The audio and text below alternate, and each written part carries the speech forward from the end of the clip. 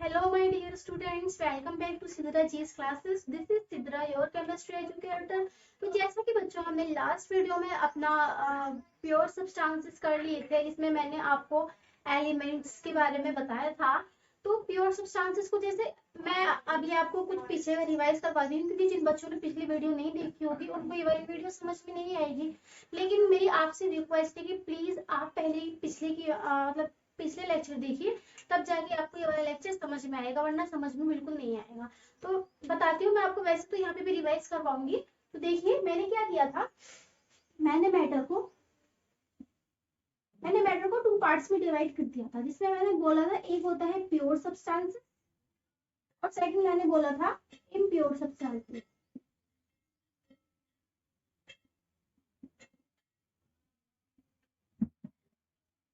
Pure substances क्या होते हैं और इम्प्योर सब्सटेंसेस क्या होते हैं। इम्प्योर सब्सटेंसेस को मिक्सचर भी बोलते हैं और प्योर सब्सटेंसेस को हम फर्दर डिवाइड करते हैं एलिमेंट्स एंड कंपाउंड में। और एलिमेंट्स को भी मैंने यहाँ पर 3 पार्ट्स में डिवाइड किया था, जिसके अंदर मैंने लिया था metal, non metal and metalloids.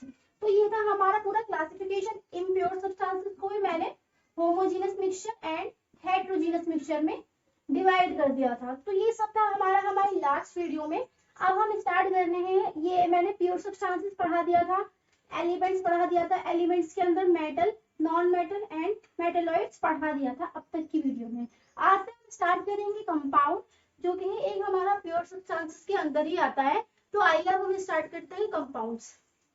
तो कंपाउंड्स क्या होते हैं। ए compound is a substance which is made up of 2 or more elements chemically combined together in a fixed proportion। इसका मतलब क्या है। इसका मतलब ये है कंपाउंड एक ऐसा सब्सटेंस है जो 2 और मोर एलिमेंट से मिलकर बनता है। ऐसा नहीं है जैसे मैंने आपको वो बताया था एलिमेंट के, एलिमेंट सिर्फ एक ही कंपाउंड से मिलकर बनेगा, जैसे कि गोल्ड हुआ। ऐसा नहीं है। जो हमारे कंपाउंड्स होते हैं वो हमारे 2 एलिमेंट से मिलकर बनते हैं, मतलब जिसमें 2 एलिमेंट हो, जैसे कि मेरा वाटर हुआ, कार्बन डाइऑक्साइड हुआ, उनमें 2 एलिमेंट्स होते हैं। जैसे कार्बन डाइऑक्साइड में कार्बन और ऑक्सीजन होते हैं, में वाटर में हाइड्रोजन और ऑक्सीजन होते हैं। उसी तरह कंपाउंड भी एक ऐसा ही सब्सटेंस है। तो मैंने क्या बोला है कि 2 और मोर एलिमेंट से मिलकर बनता है और वो केमिकली कंबाइन होते हैं। केमिकली कंबाइन होने का मतलब क्या है, उन दोनों के बीच में केमिकल बॉन्डिंग होती है, मतलब एक वो बहुत ही स्ट्रॉन्ग रिलेशनशिप में होते हैं। और नेक्स्ट लाइन इसकी, in a fixed proportion. Fixed proportion का मतलब क्या होता है कि जैसे कि मैंने अपनी लास्ट वीडियोस में आपको बताया था कि हमारा जो वाटर होता है वो मैं कहीं से भी ले लूं, रिवर से ले लूं, तालाब से ले लूं, कहीं से भी ले लूं, उसका जो मतलब मास रेशियो होगा वो सब जगह से सेम रहेगा। जैसे कि मैंने बताया था, मैं आपको यहाँ पर लिख के बताती हूँ, मैं ये रफ करती हूँ।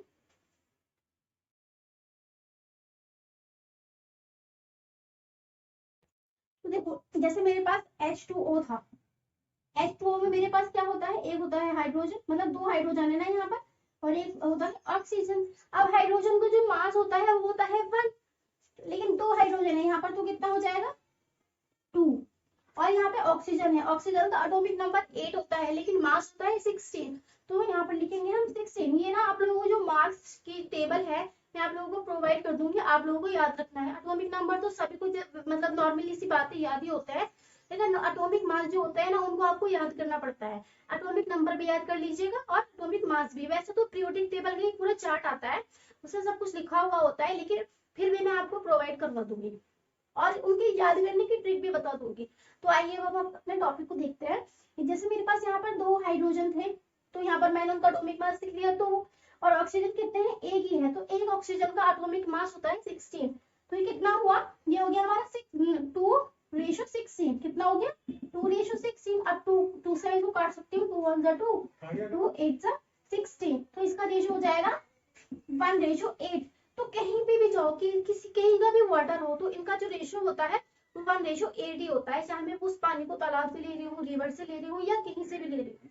तो इसका मतलब यही है इस लाइन का, इन ए फिक्स्ड प्रोपोर्शन। एग्जाम्पल में मेरे पास आता है carbon dioxide, sodium chloride, water. ये सब जो है हमारे कंपाउंड्स के एग्जांपल्स हैं।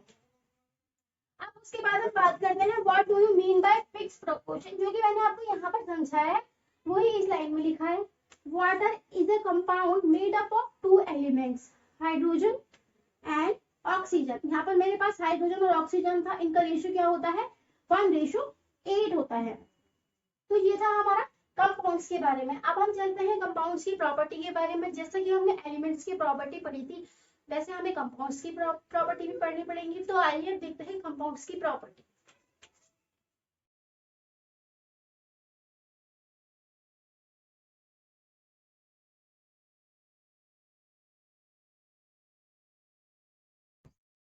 तो आइए बात कर लेते हैं प्रॉपर्टीज ऑफ द कंपाउंड्स। तो देखिए कि प्रॉपर्टीज ऑफ द कंपाउंड्स क्या होती है। Element in A compound combine together chemically in a fixed proportion. ये मैंने आपको बताया है, कंपाउंड की डेफिनेशन में मैंने ये बताया है कि कंपाउंड्स जो होते हैं वो एक दूसरे से केमिकली कंबाइंड होते हैं, मतलब उनका जो रिलेशनशिप होता है बहुत स्ट्रांग होता है। आपने केमिकल बॉन्डिंग के बारे में पढ़ा नहीं होगा, तो मैं आगे की क्लासेस में जाके आपको केमिकल बॉन्डिंग के बारे में भी पढ़ाऊंगी। जो केमिकल बॉन्डिंग होती है वो बहुत स्ट्रांग बॉन्डिंग होती है। और इसमें क्या है, ये फिक्स प्रोपोर्शन में है, मतलब वाटर 1/8 के प्रोपोर्शन में ही है। वाटर का जो रेशियो है वो कभी भी चेंज नहीं हो सकता है, इसमें ये लिखा है। Second property is that the compound can be separated into its constituent elements by chemical process. जैसे कि एलिमेंट्स में हो रहा था, एलिमेंट्स में क्या हो रहा था, उनको हम सेपरेट नहीं कर पा रहे, सेपरेट नहीं कर सकते थे, लेकिन जो हमारे कंपाउंड होते हैं उनको हम केमिकल प्रोसेस के थ्रू सेपरेट कर सकते हैं। कैसे, जैसे कि मेरे पास वाटर है H2O में मैं केमिकल प्रोसेस करूंगी इलेक्ट्रोलिसिस। इलेक्ट्रोलिसिस का मतलब होता है किसी भी चीज को एनर्जी देना, लाइट देना। तो H2O को अगर मैं इलेक्ट्रोलिसिस करूंगी तो ये हाइड्रोजन अलग टूट जाएगा और ये ऑक्सीजन अलग टूट जाएगा, ये कुछ ऐसा प्रोसेस होता है। तो इनको हम सेपरेट कर सकते हैं। नेक्स्ट प्रॉपर्टी है मेरे पास, the properties of compounds are very different from their constituent elements. इसका मतलब क्या होता है, जो कंपाउंड्स होते हैं उनकी प्रॉपर्टी उनके कॉन्स्टिट्यूएंट एलिमेंट से बहुत ज्यादा डिफरेंट होती है। मतलब ये है कि जैसे कि मैंने वाटर था मेरे पास H2O, ये एक क्या है, ये एक कंपाउंड है। अब मैंने इसको तोड़ा, ब्रेक किया, तो ये किसमें कन्वर्ट हो गया H2 और O2 से। ठीक है, अब ये H2O2 में कन्वर्ट हो गया। ये है मेरे पास हाइड्रोजन, ये है ऑक्सीजन। अब हाइड्रोजन जो होती है वो एक कंबस्टिबल गैस होती है।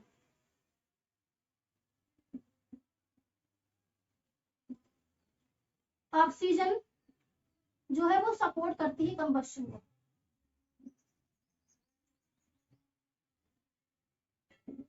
अब कंबस्शन क्या होता है, कंबस्शन होता है आग लगना। हाइड्रोजन गैस भी आग लगाती है और ऑक्सीजन उसको सपोर्ट करती है। तो इसका मतलब अगर इन दोनों का मिक्सचर हमने कर दिया तो आग बढ़ जानी चाहिए, आग लग जानी चाहिए, लेकिन ऐसा नहीं होता है। इन दोनों की प्रॉपर्टी ये है कि कंबस्टिबल गैस है। लेकिन जो हमारा वाटर ये होता है, इससे मिलकर जो बनता है वो बनता है हमारा वाटर। वाटर तो आपको बुझाने में काम करता है। तो जो कंपाउंड है उसकी प्रॉपर्टी उसके कंस्टिट्यूएंट एलिमेंट से डिफरेंट तो हुई, तभी तो जाके ऐसा हुआ है। वरना तो क्या होता, इन हाइड्रोजन और ऑक्सीजन को मिक्स कर देते तो क्या हो जाता, बहुत तकड़ी मतलब आग लग जानी चाहिए थी, लेकिन ऐसा नहीं होता है क्योंकि कंपाउंड्स की और उनकी कॉन्स्टिट्यूएंट एलिमेंट्स की जो प्रॉपर्टी होती है वो डिफरेंट होती है। तो इस वाले प्रॉपर्टी में ये लिखा है कि जो उनकी प्रॉपर्टी होती है वो डिफरेंट होती है। तो अब आप इसका स्क्रीनशॉट ले सकते हैं। ये है प्रॉपर्टीज ऑफ द कंपाउंड्स।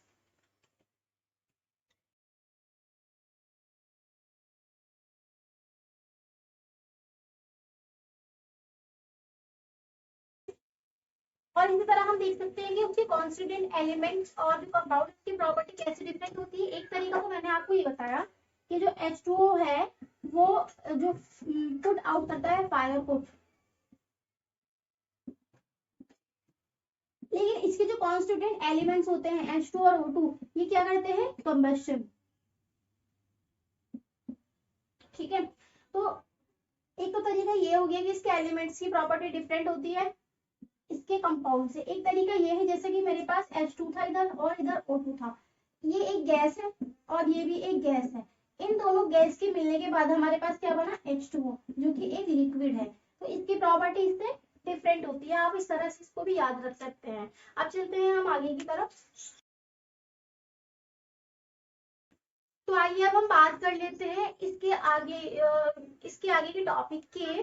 जैसा कि मैंने आपको प्योर मिक्सचर को 2 पार्ट्स में डिवाइड किया था, प्योर सब्सटेंसेस, इम्प्योर सब्सटेंसेस। तो प्योर सब्सटेंसेस हमने अभी तक कंप्लीट कर लिए हैं। अब चल रहे हैं हम इम्प्योर सब्सटेंसेस पे, जिसको मैंने आपको बताया था कि उनको हम मिक्सचर्स भी बोलते हैं। तो आइए देखते हैं। तो यहाँ पर क्या लिखा है, व्हाट इज मिक्सचर। मिक्सचर क्या होता है? A mixture is a substance which consists of 2 or more elements or compounds। तो हमारा जो मिक्सचर होता है वो एक ऐसा सब्सटेंस होता है जो 2 और मोर कंपाउंड से मिलकर बनता है। तो नॉट केमिकली कंबाइंड टुगेदर, और जो केमिकली कंबाइंड नहीं होते हैं। मतलब ये है कि जैसे कि कंपाउंड था मेरे पास, वो 2 और मोर एलिमेंट से मिलकर बन रहा था। इसमें 2 और मोर एलिमेंट्स तो है, लेकिन कंपाउंड्स भी होता है। और कंपाउंड्स में क्या हो रहा था, कंपाउंड्स में ऐसा हो रहा था कि वो केमिकली कंबाइंड थे और फिक्स प्रोपोर्शन में थे। लेकिन मिक्सचर्स में ऐसा नहीं होता है, वो केमिकली कंबाइंड नहीं होते हैं। मतलब उनकी केमिकली कंबाइंड से मतलब ये है कि जैसे कि एयर है, एयर में मेरे पास हाइड्रोजन होगी, ऑक्सीजन, नाइट्रोजन, ये सब गैसेस होती हैं। तो ये एक दूसरे से ना, इनका कोई रिलेशन नहीं होता है, या ना तो एक दूसरे से बात कर सकती हैं, कोई भी रिलेशन नहीं होता है। ऐसा ही मेरे पास मिल्क के जो पार्टिकल्स होते हैं उनका भी एक दूसरे से कोई रिलेशन नहीं होता है। अब मैं नमकीन की बात करूं, नमकीन में मैं चाहे काजू डाल दूं, बादाम डाल दूं, कुछ भी डाल सकती हूँ। तो उनका क्या होता है, एक दूसरे से कोई रिलेशन नहीं होता है ना, अलग ही पड़े हैं, कोई मटर का दाना इधर पड़ा है, ऐसा होता है। तो ये केमिकली कंबाइन नहीं होते हैं। जैसे कि चाय हुआ, सैंड प्लस वाटर, अगर आप सैंड को और वाटर को मिक्स करते हैं तो जो सैंड है वो वाटर में मिक्स नहीं होती है, तो उनका वो केमिकली कंबाइन नहीं है, अलग ही दिखती है सैंड, है ना। तो ये थे हमारे एग्जांपल्स ऑफ मिक्सचर। और अगर मैं एक नॉर्मली डेली लाइफ एग्जांपल लूं तो उसमें क्या है, लेट अस सपोज कि आप किसी पिकनिक पे गए हैं, आपका पूरा स्कूल जो है वो पिकनिक पे गया है, और वहां पे जाके आप लोगों को एक लाइन में लगा दिया गया। अब सपोज कीजिए कि एक और स्कूल उधर से आया है और उस स्कूल को भी उसी लाइन पे लगा दिया गया है।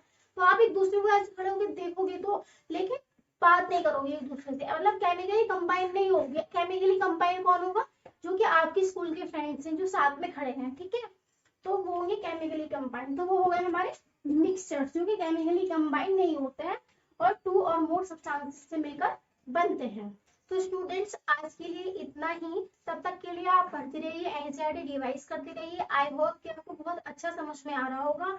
और आपको कोई भी प्रॉब्लम होती है, कोई भी कंफ्यूजन होती है, तो आप प्लीज मुझे कमेंट बॉक्स में बता सकते हैं। अपना जो भी क्वेश्चंस आपके दिमाग में हो रहे हैं आप उनको मुझसे पूछ सकते हैं। तो और अगर आपको नोट्स की जरूरत है तो प्लीज मुझे कमेंट बॉक्स में बताइए कि आपको नोट्स की रिक्वायरमेंट है, मैं आपको नोट्स प्रोवाइड कर पाऊंगी। वैसे मैं सोच रही थी कि आपको नोट्स प्रोवाइड किए जाए, तो आप प्लीज मुझे कमेंट बॉक्स में बता दीजिएगा। आज के लिए इतना ही, थैंक्स फॉर वॉचिंग।